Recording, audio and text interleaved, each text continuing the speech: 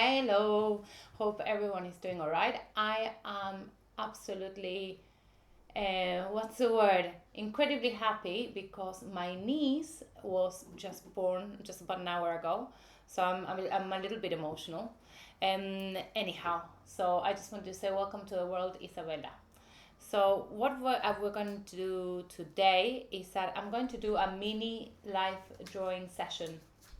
So the idea for this video is that you guys are going to be following instructions.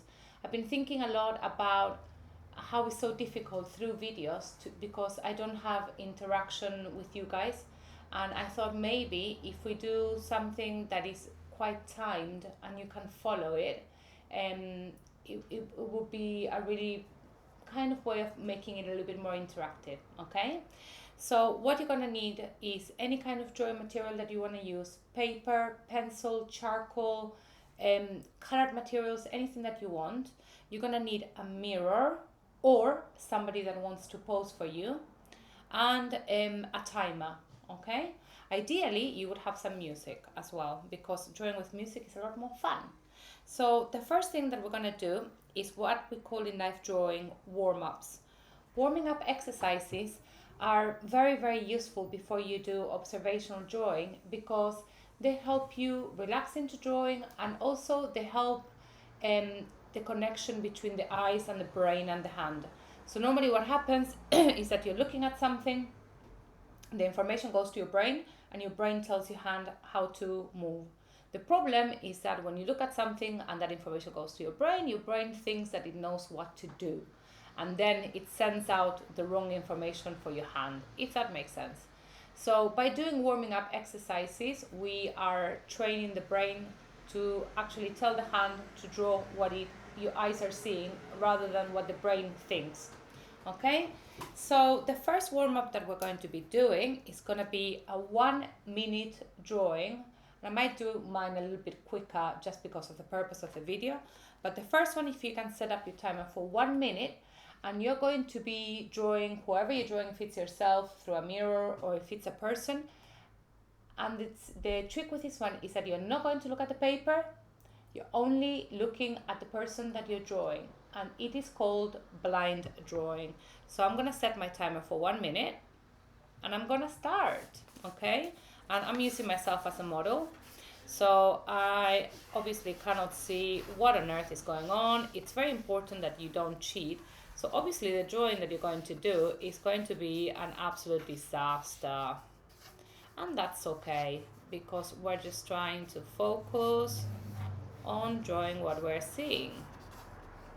Yeah.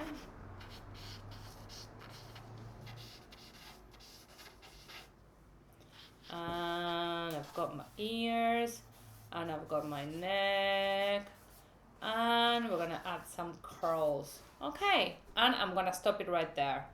And then I'm gonna look at my drawing in absolute horror. Oh my god, what have I drawn without looking? It's actually quite fun. For the second drawing, so I've done that one in about 40 seconds, but you guys are gonna take a full minute. For the second one, I am gonna do it with the wrong hand.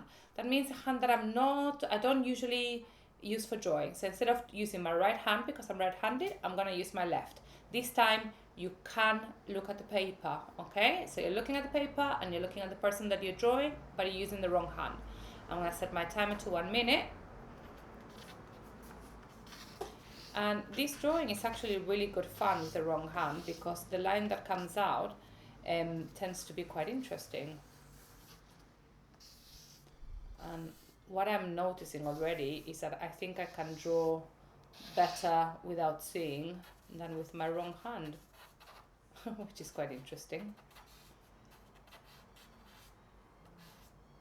So for some people, they can draw really, really well with the wrong hand.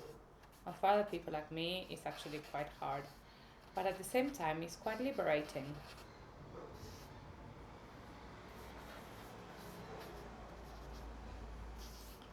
Okay, so don't forget the ears. Oh, and you guys can see the camera as well. You can see my cameraman. Okay. And I'm gonna call it a day there for wrong hand. Okay. And whoops, That took a minute. So for the last warm up, we're gonna do both hands, and that means that you're drawing simultaneously with both hands at the same time. Yeah. So hold on, I left my phone. So 1 minute, both hands. You can look at the paper. So I've got both my hands. I've got a piece of charcoal with both my hands.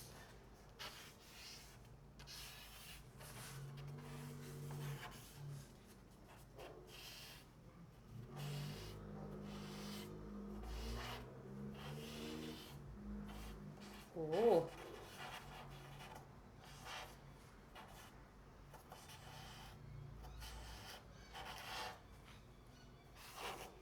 So these warm-up exercises are really, really good fun. And I advise for anybody who likes drawing, it's a really good way to get started, and doing this before you do any kind of drawing is really useful. Okay, so I'm gonna leave it there. So this is my result from my warm-up. So your warm-up should look something as disastrous as this, yeah?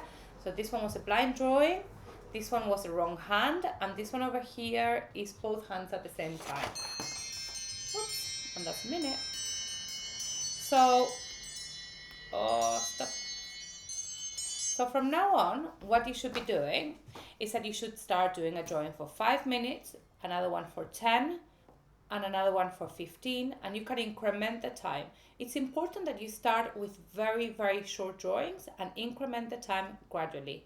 So what I'm gonna do is that I'm gonna give you some quick guidance on your starting point, but I'm not really gonna be looking for so much resemblance or anything. I just wanna give you a bit of guidance on how to get started when you're doing, when you're drawing from life, yeah? So I'm gonna put my timer on to a maximum of 7 minutes. And we're on. So the first thing that I'm gonna do is that I'm gonna get started with an egg shape, yeah? So I've got a bit of an egg shape, and I'm gonna do some neck, yeah? And then afterwards I'm gonna find my hairline, and from the hairline I'm gonna divide this space from the hairline downwards into 3 equal spaces. I'm then gonna measure and make sure it's okay just with my finger, and I can see that the middle one is a bit too big. So I'm gonna adjust that. From here, I'm gonna put a line where the nose is, yeah? At the top line is going to be the eyebrows, and here on the middle line is going to be the tip of the nose. That's gonna be the top of the ears, bottom of the ears, and bang in between of these is going to be the lips. I'm not gonna do any features or anything right now. Instead, what I'm gonna do, because I'm working with charcoal, is that I'm gonna start looking at shapes. Yeah, I'm gonna put a shadow under the eyes. I'm gonna get rid of my guidelines actually, quickly, because I know where things are now, the proportion. So I'm gonna put a little bit of shadow in the eyes because the eyes are a little bit in shadow in the face. I'm gonna put a little bit of shadow around the nose. I'm gonna put a little bit of shadow underneath here, over here on the cheekbones, and big shadow under the chin. Yeah, so right now I've got a nice big mess. I find it really good to start with a mess because then I'm not that worried about my drawing being pretty. And if you can get rid of the idea of your drawing being pretty, half of the battle is won. I'm not going to do any detail for now. I'm just going to give a little bit of guidance into there. And then I'm going to start doing any more kind of tone that I need to put in that I perhaps have missed. I'm not committing to anything. I'm gonna put a shadow in the lips. And now what I'm gonna do is that I'm gonna bring my blending stick and I'm gonna do a little bit of blending on all of those areas that I've just put some tone on. Yeah. So far, this is what I've got, an utter mess. From here, I'm gonna start drawing some eyebrows. Again, I'm keeping it very, very loose because when you're doing live drawing, you have to move very, very fast.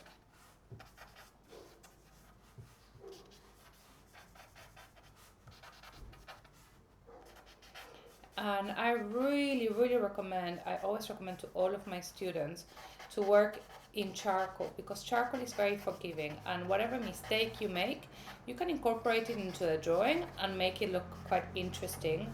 As whereas if you're making it in pencil, if you make a mistake, you kind of have to start rubbing out, and that's a bit of a pain, yeah?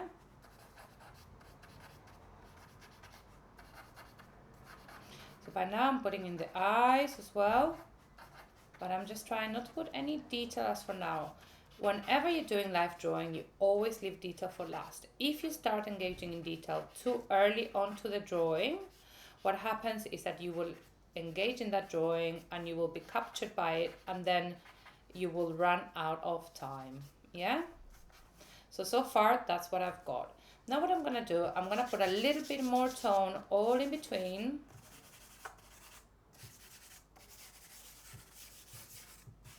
I'm gonna quickly reinforce my dark areas before I move on. I'm gonna chop a bit of charcoal into teeny, so I can get into little bits, and I'm using my charcoal sideways, yeah? So notice how I'm actually making things a lot darker than what they actually are, yeah? Can you notice that? And I'm gonna show you in a minute why I'm doing that. So I'm also going to do some darkers in the hair.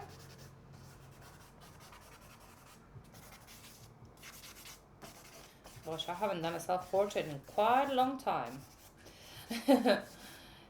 But drawing yourself is actually a good one because you know your face pretty well.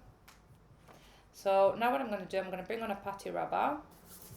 It looks a bit like plasticine. If you haven't got a putty rubber, you can use a normal rubber. And I'm going to start erasing all the areas where I got light, yeah?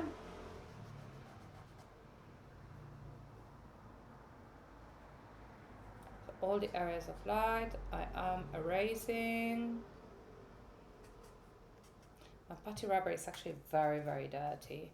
I might try it with a normal rubber.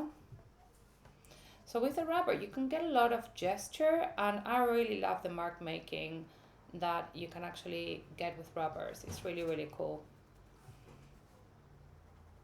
I haven't got any of my little tiny rubbers that I love. I've left them at the farm at the moment.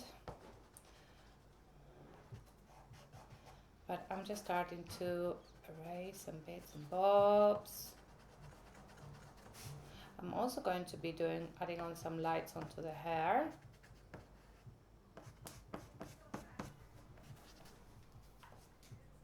Yeah. So see, with the rubber and the charcoal itself, you can get quite a lot of really nice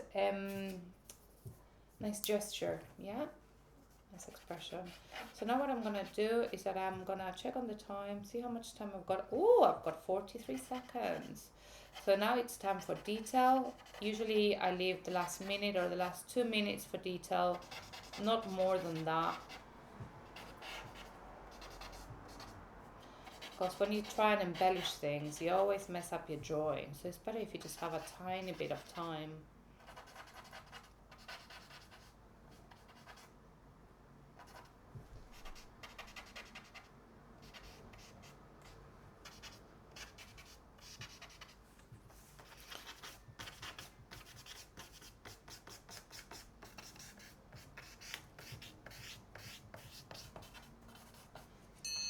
Oh, and my time is up.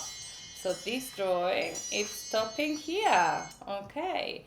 So what you're gonna do, you can do for your first drawing for 7 minutes. If you want, you can do your first drawing for 5 minutes. Whatever you do, keep it under 10 minutes for the first one. When the clock is over, you finish your drawing. And then you're gonna do a second one. So with your second one, what I really suggest that you do is that you take a hard look at the drawing and you try to note 2 things that worked really well and 2 things that you think need improvement. So it's not about being harsh on yourself. Be kind to yourself. So in my drawing, I'm going to look at it and I'm going to say, okay, what I like is that I've managed to do it in proportion. And what I also like is that mark making is very gestural. Yeah. The things that I think need improvement is that, as per usual, I forget to do the ears. So I need to pay more attention to doing the ears.